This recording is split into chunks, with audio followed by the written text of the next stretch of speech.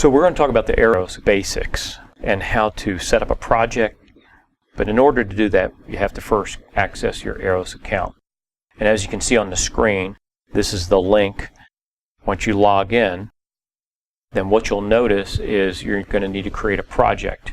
You'll see a plus button on the right-hand side about half the way down. Once you hit the plus button, you're going to name your project. Once you hit OK, you'll see that the project now comes up. Once that project comes up, you have to determine now what type of test you're going to do. Are you going to be in the single mode testing, or are you going to be in the multi-mode? Once you determine that, and let's use an example as single mode, you'll notice there's a couple ways of setting up a fiber group within that project.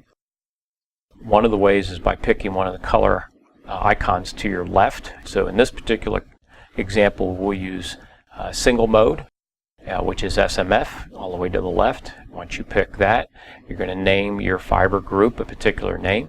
As you scroll down, you'll pick the amount of fibers that you're going to test. That could be anywhere from 1 to 144 or more. You could start at a different number. You could start at 10 and go to 24. So the flexibility of picking wherever you want to start or the amount of fiber is there. The next thing you'll need to do is, after you pick the amount of fibers, is you're going to have to put some criteria of both ends. So as an example, if you're starting in a central office, you might want to put that central office particular code. If you're starting in an MDF, you might put the code of the rack and then also the port, and then the fiber number in there, the cable ID.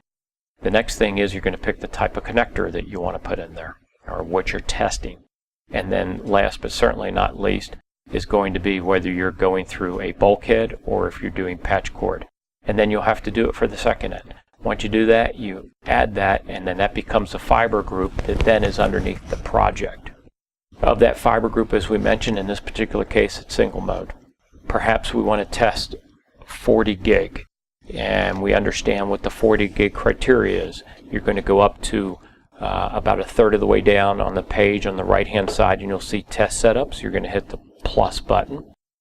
In there, you're going to need to know some information about 40 gig. What is some of the threshold information? Perhaps it's a TIA 568C for Charlie standard. If it is, then you'll just scroll down and you'll pick the TIA 568C. Perhaps it's the in and out, or perhaps it's the out. You'll pick that criteria, and then you'll add additional information into it, such as you're going to use a 2-jumper method and a bidirectional.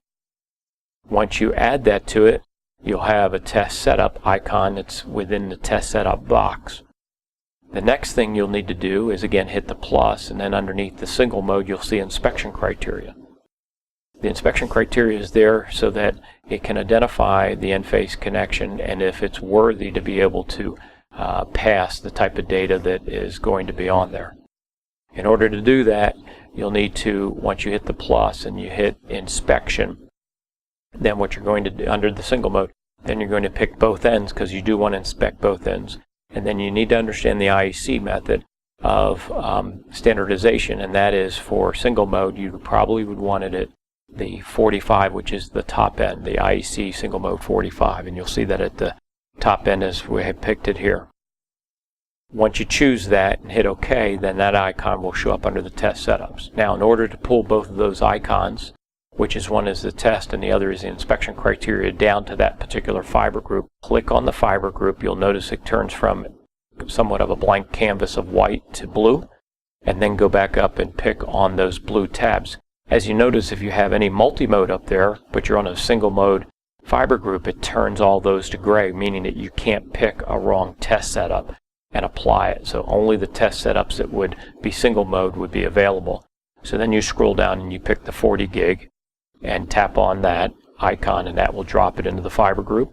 Then you pick the inspection criteria icon, that will drop it right next to it. Next is about a third of the way down on the left-hand side, you'll see where it says fiber group and a few other things is project team. You're going to have to assign people to this particular project and to this fiber group. In order to do that, you hit project teams, and then you'll have the org admin, and then to the right of that will be a plus button. You hit the plus button, and what you'll do is add those that you want to either be part of the project, either working and or just viewing it. And once you do that and you see their names, such as Technician 1 in this particular case, you have 3 ways of adding them. As a read-only, where they can only see it. As a technician, where only that particular job will come to them. Or as a supervisor, where that supervisor can see multiple jobs at the same time. They're able to see project updates real time, as opposed to waiting to the end of the day or halfway through the day to get an update. They're getting it real time. Once you highlight those and hit add, then that drops those people to that particular fiber group of that specific project. Now that will be sent to the tablets once you log into the tablets. That feature there will be able to send a work order to those supervisors and or technicians so that they know that they are queued to do that particular work at that given time.